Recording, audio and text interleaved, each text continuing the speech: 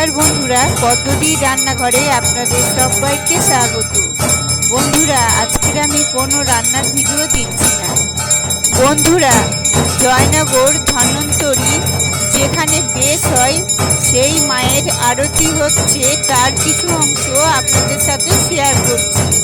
চলুন তাহলে দেখে নেওয়া যাক।